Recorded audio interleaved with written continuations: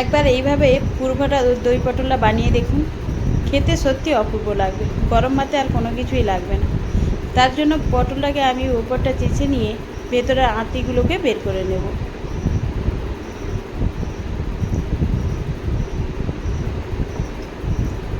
আঁতিগুলো ফেলে দেব না। এরপরে কড়াইতে দিয়ে দেবো পরিমাণ মতো তেল আর দেবো কুচনো রসুন। রসুনটা ভাজা হয়ে গেলেই দিয়ে দেবো কুচনো পেঁয়াজ, টমেটো, নুন। একটু ভেজে নেওয়ার পরে দিয়ে দেবো যে পটল থেকে যে আঁতিগুলো বের করে রেখেছিলাম সেই আঁতিগুলো দিয়ে দেবো। আর দেবো পরিমাণ মতো লঙ্কা গুঁড়ো আর একটু ম্যাগি মশলা। একটু নাড়াচাড়া করে নেওয়ার পরে দিয়ে দেবো সেদ্ধ করে রাখা আলু। আবারও আমি বেশ কিছুটা সময় আলুর সঙ্গে মেখে নেব। পুরটা রেডি হয়ে গেছে। নামিয়ে ঠান্ডা করে একে একে পটলের মধ্যে আমি পুরগুলো ভরে নেব।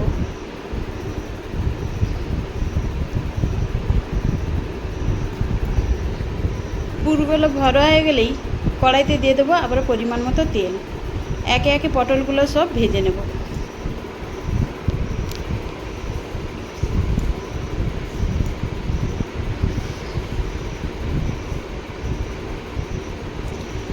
পটলগুলো ভাজা হয়ে গেলে নামিয়ে নেওয়ার পরে দিয়ে দেবো আবারও বেশ কিছুটা তেল। তবে আমি সরষের তেলেই রান্নাটা করছি, তাতে টেস্টটা আরও ভালো হবে।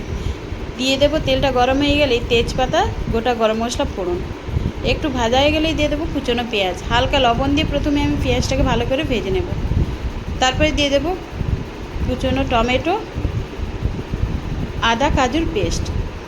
মশলাটা কষিয়ে নেব যতক্ষণ না আদা গন্ধটা চলে যাচ্ছে। কষানো হয়ে গেলেই দিয়ে দেবো পরিমাণ মতো কাশ্মীরি লাল লঙ্কার গুঁড়ো আর দেবো হলুদ গুঁড়ো। বেশ কিছুটা সময় আমি মশলাটা কষিয়ে নেব। তেল ছেড়ে দিলেই দিয়ে দেবো ফ্যাটানো টক দই আর দেবো স্বাদ মতো একটু মিষ্টি।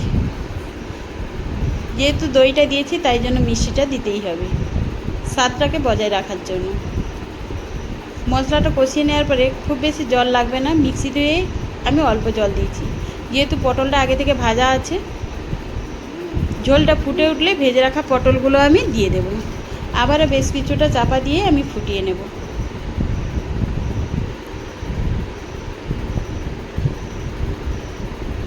পটলগুলো সুন্দরভাবে সেদ্ধ হয়ে গেলেই নামানোর আগে দিয়ে দেব কয়েকটা কাঁচা লঙ্কা আর দেবো একটু ঘি। হালকা নাড়াচাড়া করে চাপা দিয়ে 10 মিনিট পরে নামিয়ে পরিবেশন করুন। খেতে এত অপূর্ব লাগবে যে কেউ পাতে ফেলে রাখবে না। একবার না বানালে বিশ্বাসই করতে পারবে না।